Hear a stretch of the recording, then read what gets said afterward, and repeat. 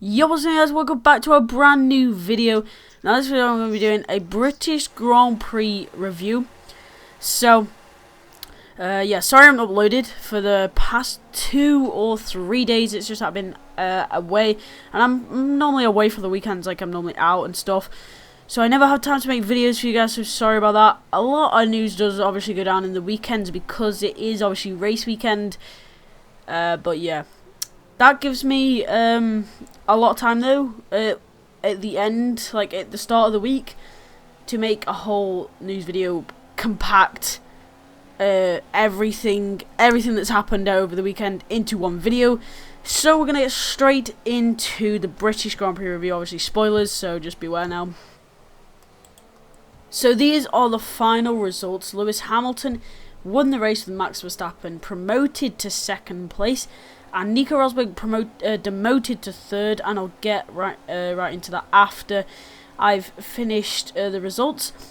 Daniel Ricciardo was in fourth place with Kimi Raikkonen in fifth. Sergio Perez was sixth with Nico Hülkenberg in seventh. Carlos Sainz was eighth. Sebastian Vettel was ninth, and Daniel Kvyat in the Toro Rosso was 10th.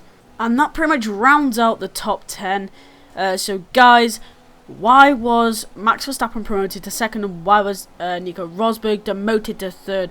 Well, I can tell you right here, if you did not watch the end of the Grand Prix, or didn't understand why this happened, I will explain to you now. So basically, there was new rules that was enforced saying that you can't actually speak, or the engineer can't tell the driver how to drive the car or what to change on the steering wheel. Like we saw in Baku, Hamilton was complaining to his engineer saying, "Oh, you got to tell me how to work this car," because his pace was dropping off massively, and his engineer couldn't tell him what to do, or else he'd get a penalty. So in Rosberg's case, his engineer told him that. Told him what to change on the steering wheel, and Rosberg changed it, and then his pace was improved, and he was told to avoid 7th gear. Now this is telling the driver how to drive the car and what to do. So basically this increased Rosberg's pace. If his engineer didn't tell him what to do, Max Verstappen would have overtook him probably. So because he was told this, he got a penalty and was then demoted to third with a 10-second time penalty. Luckily, Max Verstappen was actually within 10 seconds. I think he was like 3 seconds or behind Nico Rosberg by the end of the race. So then he did get it within that time. So that was why Rosberg was demoted to third place, which was kind of interesting. So, yeah. Overall thoughts on the race? It's a pretty good race. It was one of them races where not a lot of action happened. Like, there was a few overtakes here and there, but it wasn't much. But it was one of them things that had you on the edge of your seat, because you were wondering what was going to happen next because of the tricky conditions, especially in turn 1. Turn 1 was an absolute, just, oh my god, the turn. So many people got caught out. Even the likes of Sebastian Vettel, Lewis Hamilton, all of them, they just got caught out at that corner. Yeah, so turn 1 was an absolute, it was just a slip and slide, basically, turn 1. And we saw, obviously, Haryanto into the barrier. We saw Alonso just kiss the barrier a little bit, and then obviously got going again.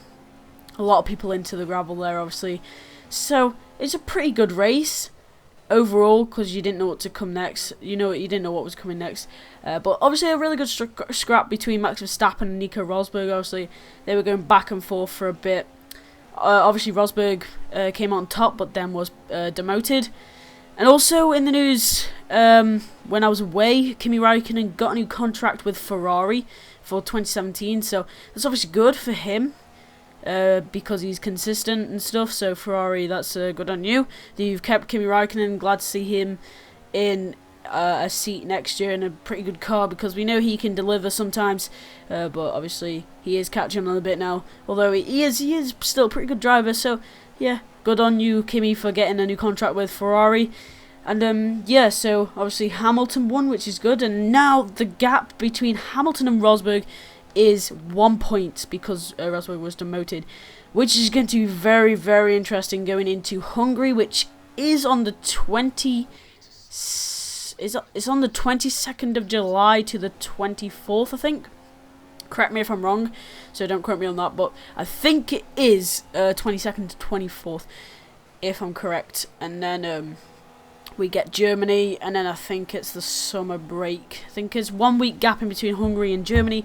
Then there's the summer break until like 23rd of August or something like that. But anyway, guys, yeah. So overall race, what would I give it? I'd give it probably about, I don't know, probably 7 out of 10. Not much racing, but did have you on the edge of your seat, so it's a pretty good race.